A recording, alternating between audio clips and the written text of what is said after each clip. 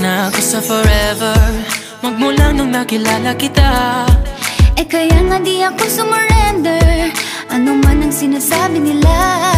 Pagkat sa'yo natagpuan ang pinagkait sa akin, at sa'yo naramdaman ang di ko akalaing ipaglalaban ko.